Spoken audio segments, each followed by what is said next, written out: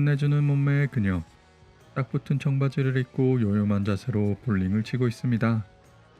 또한 다른 커플 앞에서 자신의 뜨거운 섹스 경험을 자랑하듯 말하고, Jack, please don't stop. Don't stop, Jack. 그런데 이렇게 매력적이고 섹시한 그녀가 화장실에서 씁쓸한 표정을 짓고 있습니다. 도대체 그녀에게 무슨 일이 있었던 걸까요? 부모님의 40주년 결혼기념일에 참석하기 위해 기차를 타고 있는 그녀는 낸시 패터슨. 올해 34살로 4년차 솔로입니다. 사실 오랜 솔로 생활 탓인지 이성과 대화도 어색한 그녀는 이젠 연애를 포기할 지경이죠. 언니를 비롯한 가족들도 그걸 잘 알고 있습니다. No, I'm just gonna let my vagina hermetically seal up. 통화가 끝나자 갑자기 앞에 있던 젊은 여성이 말을 겁니다. 그녀의 이름은 제시카. 사실 낸시가 언니와 통화할 때 제시카가 그녀의 부정적인 태도를 계속 보고 있었습니다. 그래서인지 그녀는 자신이 들고 있는 자기계발서를 낸시에게 추천하며 책을 빌려주고 싶어 하지만 블라인드 데이트 때 이 책으로 서로를 알아보기 때문에 책을 빌려줄 수는 없다는군요. 계속해서 대화를 이어가는 둘. I think it's exactly what you need. Why is everyone always telling me what I need? Perhaps if they're always telling you, you should listen. I think you need a shh. 기분이 나빠진 낸시는 이렇게 대화를 끝냅니다. 목적지에 도착해 잠에서 깬 낸시 앞에는 제시카가 놓고 간 책과 메모가 있습니다. 이건 참을 수 없죠. 낸시는 사라진 그녀를 잡으러 갑니다. 조롱하듯 흔들리는 말총머리를 쫓아가는 낸시. Who the fuck are you? Blimey, I'm not that late, am I? 그런데 갑자기 나타나 말을 거는 남자. 그는 원래 제시카가 만나야 할 데이트남 잭입니다. 낸시가 이 자기계발서를 들고 있었기에 잭은 낸시가 제시카인 줄 알고 착각한 것입니다. What are we doing in terms of... 낸시는 오해임을 눈치챘지만 말할 기회를 주지 않는군요. 이때 낸시의 전화가 울립니다. Oh my God, that's not your emergency exit phone call already, is it? 'Cause 그리고 갑자기 잭이 낸시의 전화를 받습니다. we have met, and I am not a complete psychopath. Thank you for calling, and goodbye. 이렇게 전화를 끊는 잭. 적극적인 잭에게 호감을 느낀 낸시는 얼떨결에 이 상황을 받아들입니다. 그렇게 데이트는 시작되고, 그러나 둘에게 계속 전화가 걸려옵니다. 낸시는 가족에게서 잭은 소개팅 주선자에게 전화가 올 수밖에 없습니다. 하지만 둘은 전화기를 꺼두기로 하죠. You thought we hadn't met up. As if. Should we switch these things off? Yeah. Yeah? Okay, cool. Okay. 낸시는 사실을 말할 타이밍을 재면서 잭에게 맞춰줍니다. 그런데 웬일일까요? 낸시는 제시카를 연기하면서 대화를 하는데도 이야기가 잘 통합니다. 물론 낸시가 깜짝깜짝 놀라는 일도 있기는 합니다. 잭은 이혼을 했고 But I'm not going to let a failed marriage put me off relationships for good, you know? Divorce. 자신은 10년이 더 젊어져야 하며 I mean, why would you? You're 24. 점점 높아지는 허들에 그녀는 쉽사리 사실을 밝히지 못합니다. 역시 취미가 같으면 금방 친해지는 걸까요? 그들은 유쾌하게 술을 마시고 볼링장으로 이동해 장난을 치며 즐거운 데이트를 만끽하고 있습니다. 볼링을 끝내고 다음 코스로 이동하려는 찰나 낸시는 잠시 화장실에 들립니다. 잭과 잘 될 것 같은 좋은 느낌의 낸시는 What do you want to get up to next? I know what I want to get up to now. 낸시가 늦자 잭은 혹시 하는 마음에 여자 화장실로 들어오는데 이때 낸시의 충격적인 모습을 보게 됩니다. 갑자기 낸시는 왜 이러는 것일까요? 사실 시간을 좀 거슬러 낸시와 잭이 볼링을 치고 있을 때 낸시는 볼링장 카운터에서 중학교 동창을 만납니다. 그는 중학교 당시 낸시를 짝사랑했던 숀. 우연한 기회로 낸시가 잭에게 제시카라는 이름으로 소개팅을 가로챘다는 사실을 알게 된 숀은 이때다 싶은 심정으로 자신의 욕망을 채우기 위해 낸시에게 입막음으로 키스를 부탁했던 것입니다. 그래서 이런 사태가 일어난 것입니다. 아무튼 충격적인 광경을 본 잭은 돌아가려고 하는데 낸시는 이 상황을 설명하려고 하지만 션이 말실수를 합니다. Who's Nancy? Why is he calling you Nancy? 결국 그녀는 잭에게 사실을 고백합니다. 낸시가 제시카가 아니라는 사실에 큰 충격을 받은 잭.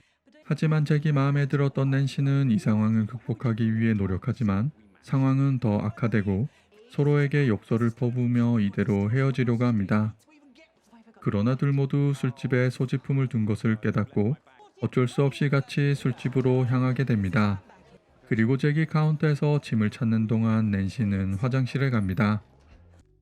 그리고 갑자기 초라해진 거울 속 자신을 보게 됩니다. 그렇게 애써 마음을 추스리며 잭에게 돌아가는 낸시.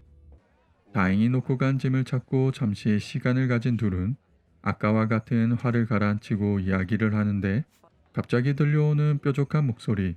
Jack, what are you doing here? I thought we. 그녀는 잭의 전부인 피트. 피트와 바람이 난 남자 에드까지 있는 걸 본 잭은 자격지심에 낸시를 자신의 여자친구라고 소개합니다. We're all in the same bar with our new partners. Come on, let's have a drink together. 막무가내로 합석하자는 잭에게 낸시는 일단은 맞춰줍니다. 그렇게 합석한 그들. 자신도 누군가를 사귀고 있다는 것을 보여주고 싶은 마음으로 합석을 제안한 잭이지만 아무 계획이 없던 잭은 혼자 맥주를 마시고 괜히 낸시에게 어색한 스킨십을 하거나 억지로 먹여줍니다. 그리고 잭이 화장실에 간 사이 낸시는 잭의 전부인 피트가 에드와 바람이나 잭이 상처받은 사실을 알게 됩니다. 이왕 이렇게 된 건 낸시는 잭을 제대로 도와주기로 결심하는데요. I missed you, big nut. 전부인을 앞에 두고 거침없는 애정 행각과 낸시만이 가지고 있던 섹스 이론을 설명합니다. Please don't stop. Jack, please don't stop. Don't stop, Jack. Do what you do, Jack. Thank you, Jack. 그렇게 피트 앞에서 잭이 잘 지내고 있다는 것을 보여주고 있을 때쯤 언짢은 피트는 분위기를 바꾸기 위해 잭에게 이혼 서류를 묻습니다. Did you get a chance to sign those papers? Yes, I did, actually, Hillary. In fact, 여러 가지 서러움이 붙박친 잭은 그대로 화장실로 가버리고 이번에는 낸시가 잭을 찾으러 남자 화장실로 갑니다. Looking for Jack. Jack, are you in here?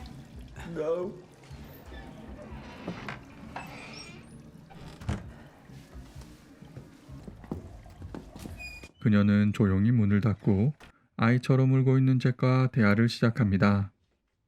자신은 4년 동안 싱글이었으며 6년 사귀던 남친에게 차였다고 낸시의 솔직한 이야기를 들은 잭은 조금씩 마음이 편해지기 시작합니다.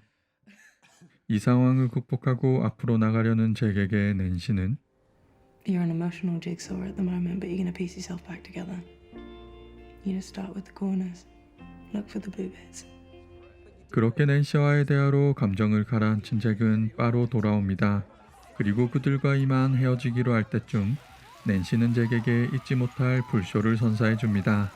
Denial, depression, acceptance.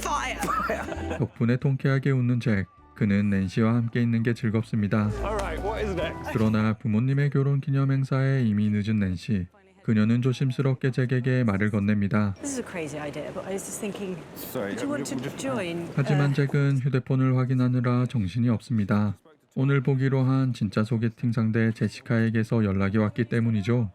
게다가 눈치 없게 제시카를 만날지 말지 물어보기까지 합니다.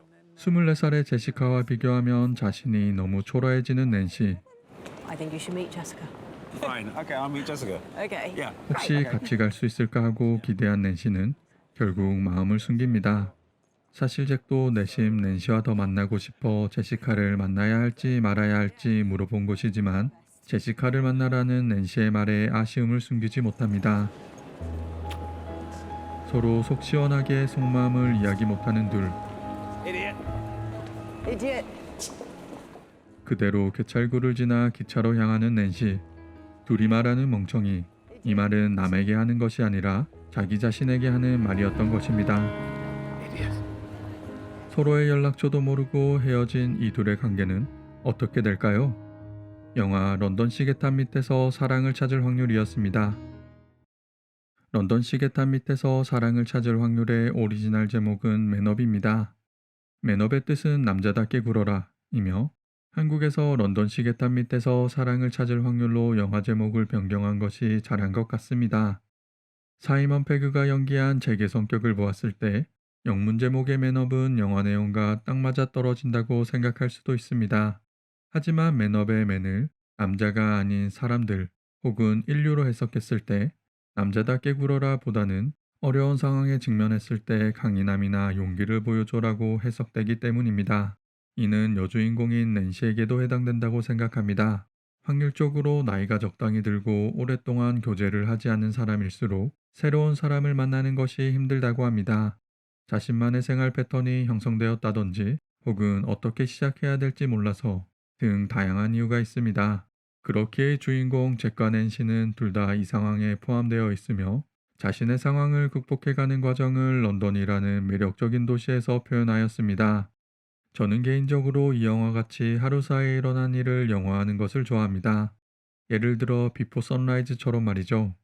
왜냐면 하루라는 시간을 영화에 담기에 주인공들의 미세한 감정 표현이나 디테일이 더 살아나고 또한 영화의 배경 역시 더 부각되기 때문입니다.